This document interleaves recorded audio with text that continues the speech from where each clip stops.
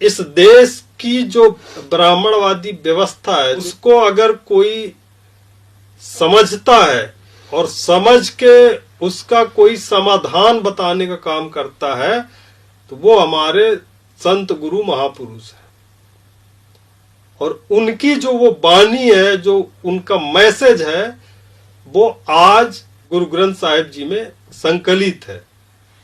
वहां से हम प्रेरणा ले सकते हैं, वहां से हम जीने का तरीका सीख सकते हैं, वहां से हम अपने वैचारिक दुश्मन के खिलाफ खड़े होने का तरीका सीख सकते हैं।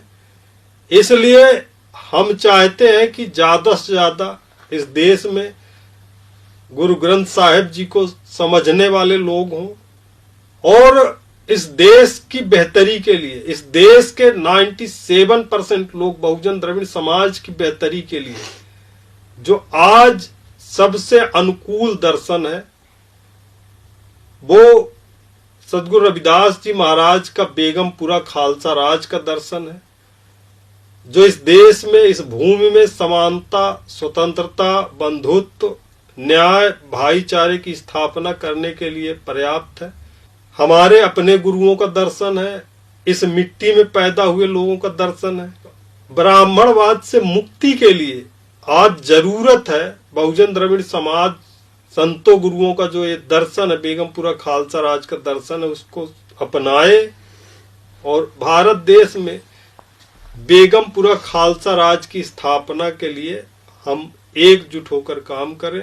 बहुजन द्रविड़ पार्टी बेगमपुरा खालसा राज की स्थापना के लिए दिन रात प्रयास कर रही है। राष्ट्रीय स्तर पे हम लगे हुए हैं। हम चाहते हैं कि इस देश में जितना जल्द से जल्द हो सके बेगमपुरा खालसा राज की स्थापना करके इस देश के बहुसंख्यक लोगों के मान सम्मान स्वाभिमान को सुरक्षित करें, उनके जो बेसिक बुनियादी जो जरूरतें हैं वो फुलफिल हों। और ये सब कुछ गुरुओं के दर्शन से ही संभव हो सकता है, बेगमपुरा खालसा राज से ही संभव हो सकता है। इसके अलावा कोई दर्शन नहीं।